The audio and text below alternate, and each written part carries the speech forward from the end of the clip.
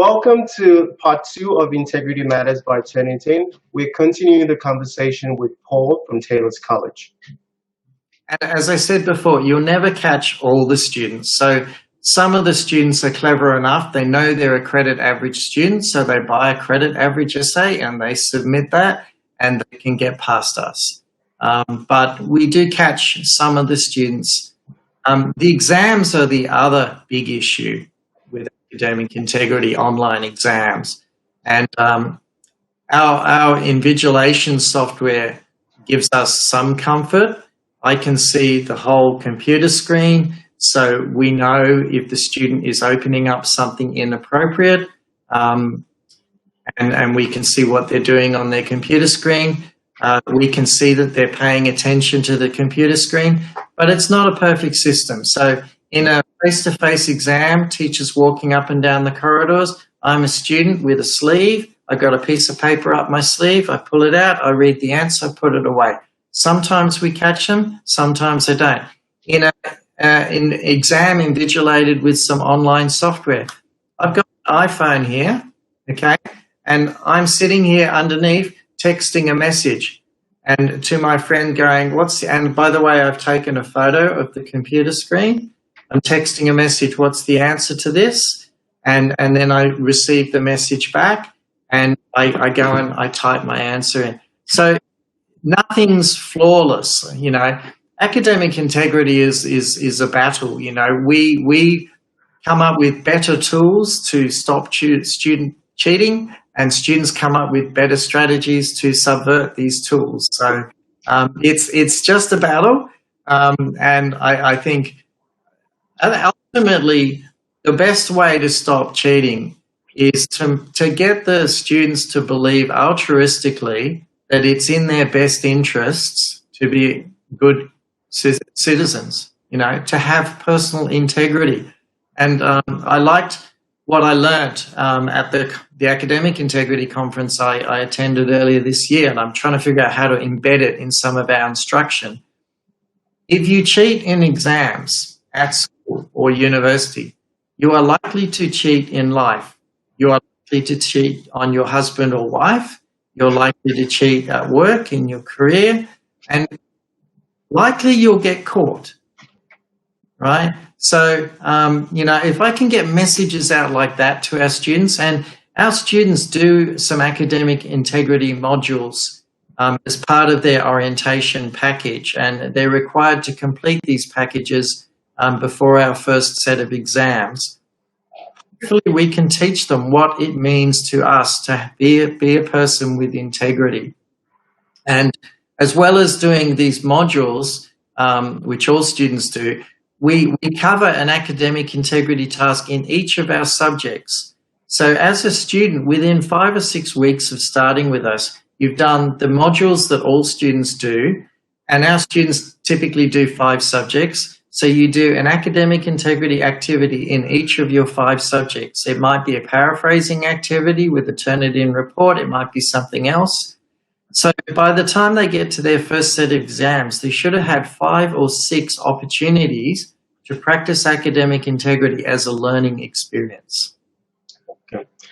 Thanks for sharing that. I think one of the things you pointed out there is actually instilling that culture of being a person of integrity. We call it citizens of integrity.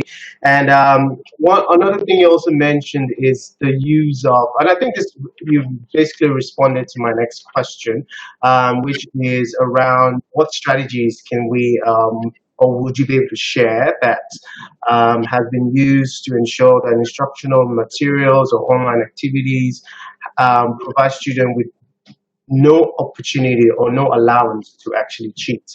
And I think one of the things you mentioned there is around the completion of that module. Are there any other strategies that you can share from experience that would ensure that the design of instructional materials provide no allowance for students to cheat, or even students who are intending to cheat? Yeah, so there's probably a couple more examples I can give. The lessons I referred to you before, the pages of content with the embedded questions, an individual lesson isn't worth a lot of marks, but putting all the lessons together, that might represent 10% of the coursework grade. Okay, but you have to do quite a few lessons. So when the weighting is low, when the stakes are low, quite often the propensity to cheat is reduced. So that's one of her strategies, and that's one of the good things about putting content online. And hopefully students realize if they don't study that online content, they're not going to pass the exams anyway, whether they're face-to-face or online. With our exams, though, at one side you've got the software that's invigilating, but I think the real way to achieve integrity in exams, and our exams represent 40 to 60% of our course. So you've got classwork, material, assignments, quizzes, and so on, but then you have a final exam, and the exam really is the make or break for most subjects for a student. So what's important in exams is to realize that students will have access to other material that you can't necessarily see on the computer screen. I demonstrated before that I'm looking at my mobile phone below the screen, but I could have paper notes and other things below the screen. So you want to design questions where you can assume that the exam is open book, so that it doesn't help to have notes around you. And a number of our exams, the teachers and the heads of department have actually broadcast to students, this exam is open book, you can bring your resources. However, you don't have a lot of time to look up these resources. And if the students are aware that that's the case, we're not disadvantaged, because what usually happens is the good students won't bring their notes and the weaker students will. And the good students probably would have benefited from the notes more than the weak students. So writing questions like that, but that is challenging because some of the old multiple choice questions and short answer questions, which were more knowledge-based, we've had to get rid of those questions in order to get better questions. And the risk of that is better questions are often harder questions. And you still want to create an exam where there's a bell curve distribution of grades for the students. You want to have the weak students be able to get 20 or 30 or 40% in exam, not zero, because all of the easy questions are gone. So creating questions that are not just knowledge or content, but are still easy questions is perhaps the biggest challenge. The other way that we're really benefiting with online exams is if you create questions in banks.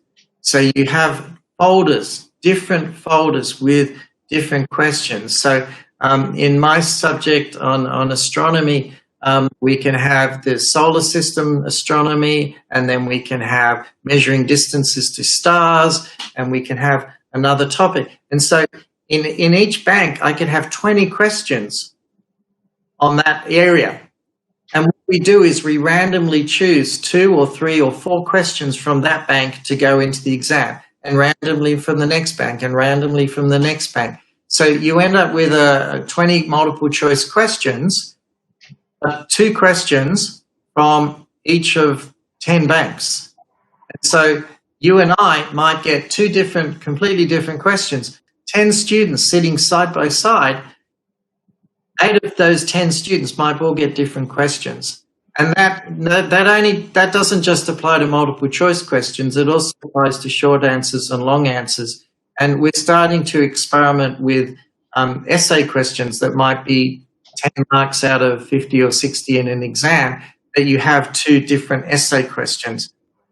It's a little bit harder because as well as maintaining student academic integrity, we have to maintain the academic integrity of the assessment task. And there's always a risk when you're creating questions that this question, an average student would get 9 out of 10 because it's too easy. This question, an average student will get 3 out of 10 because it's too hard.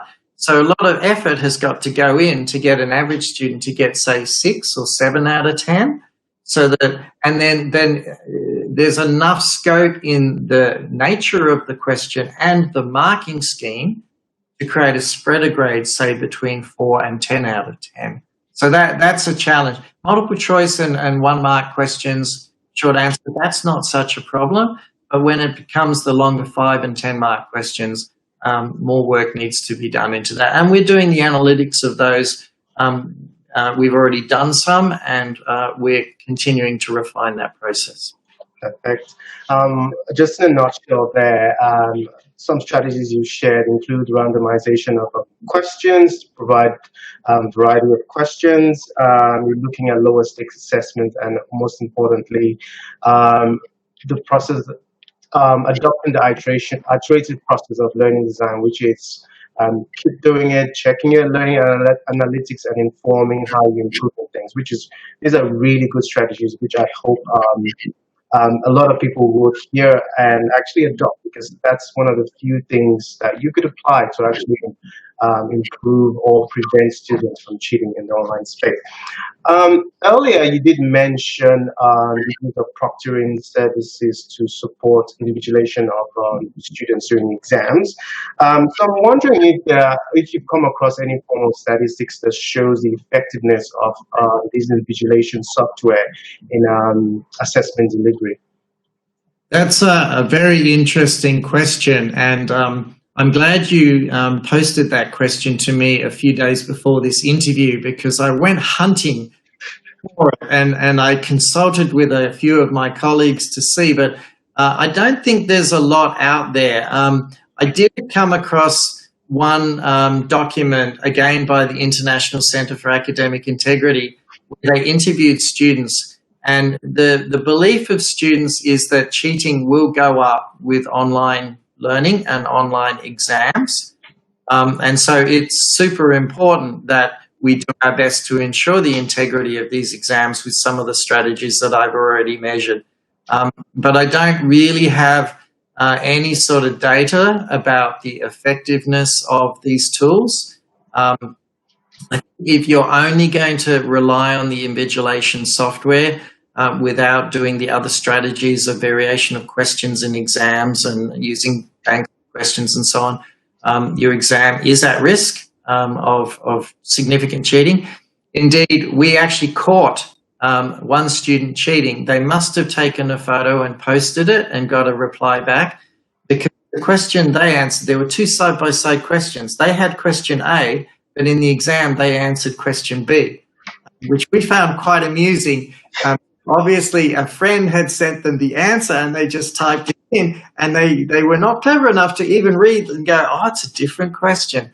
But it's a time-consuming process. It is boring to invigilate face-to-face exams. Sitting in an exam room for 2 hours, walking up and down the corridors is boring.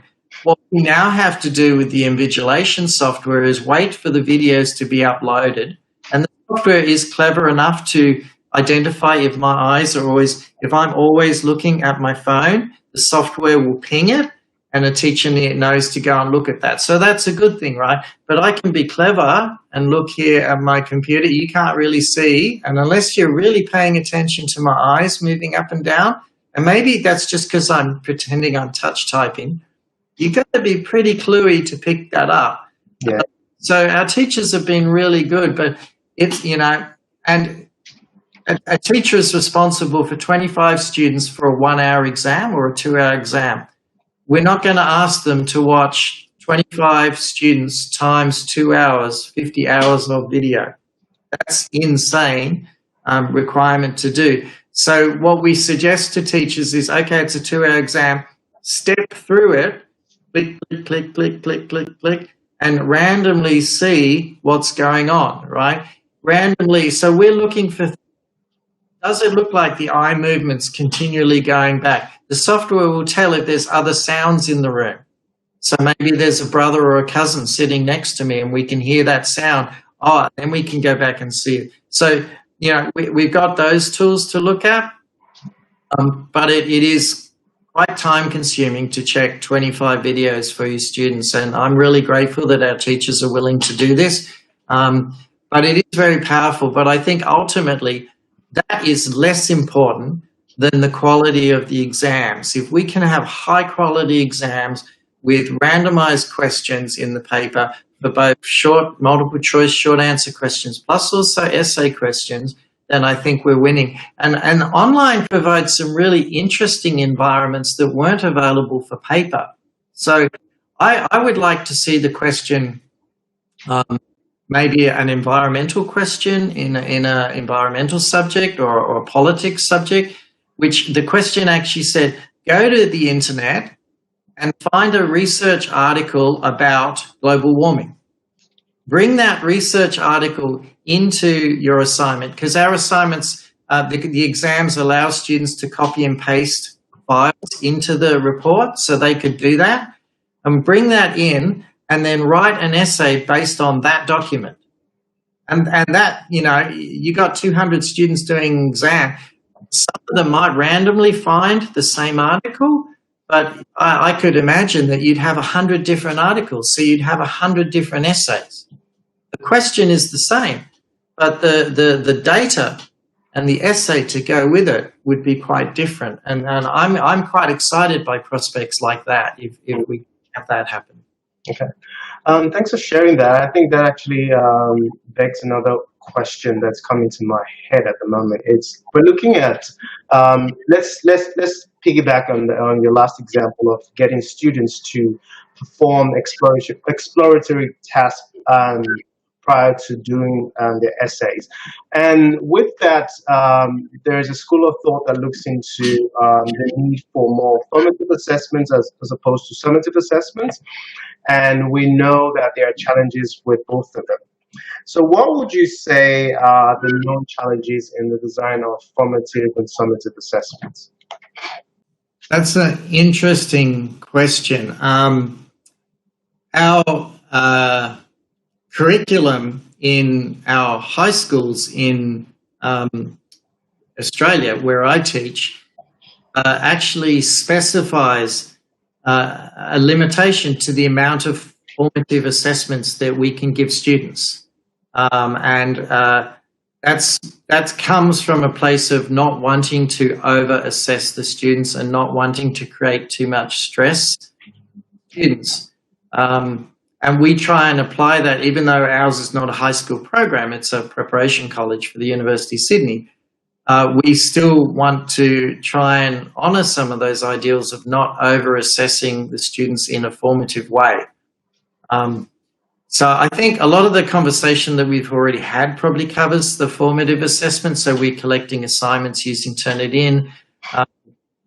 We've got exams using quizzes in our learning management system, and we've talked about the strategies for that.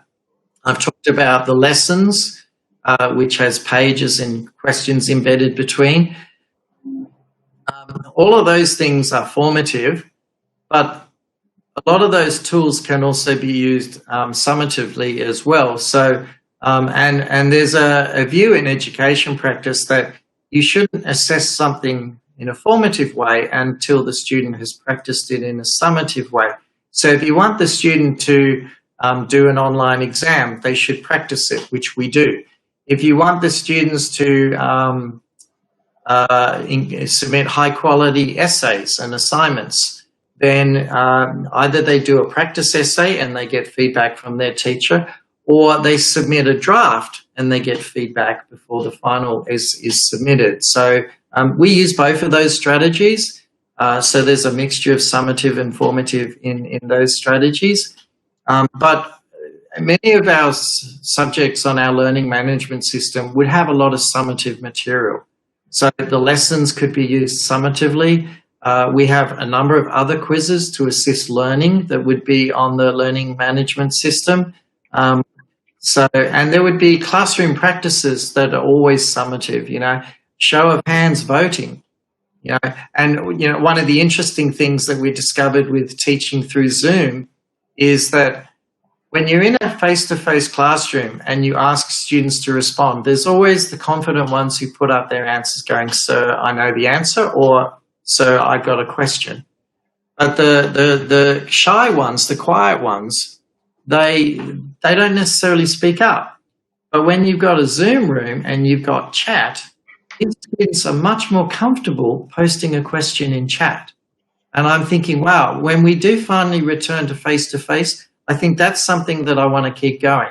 Is I might have chat going on my computer at the front of the room, because our students, we live in a bring your own device technology environment at my college now. So because my content is online and many of our courses have our content online, it's quite common for me to walk into a classroom and go, guys, bring out your laptops and get on with this lesson. I want to work with this group because they're ahead and they're going to do a prac, right? When you guys have caught up to this, then you can also do the prac and so on. So the technology allows, this is what I love about online, is that the learning can be a little bit more self-paced. We have to push it because there's a mid-semester exam. They have to have covered certain content by then.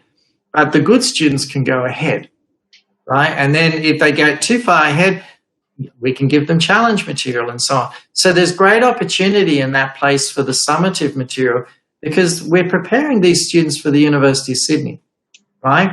If we cover all the compulsory material and they're ready for their exams 2 weeks early, let's give them some other material that's really going to stretch them, and they're going to be better for it going to university. Or maybe they want to stop and go, teacher, I've finished everything. I say, show me. Lessons done, quizzes done, everything's done. Great. Okay. What do you want to do? Can I do my maths? Okay, yes, I'm happy with that. Because they've finished my subject, you know, and I like that sort of pragmatism. But I don't want them doing maths in my subject if they're not up to date. So, but yeah, I think there's a lot of opportunity for summative with online learning. And I look forward to the summative when we do return to face-to-face. Perfect. All right, we've come to an end of another Integrity Matters by Turnitin. I want to say a big thank you to Paul for sharing his wealth of knowledge, particularly focusing on his innovative approaches to pedagogy and how he supports students in maintaining integrity in the online space. Thank you all, and see you soon. Thank you, everyone.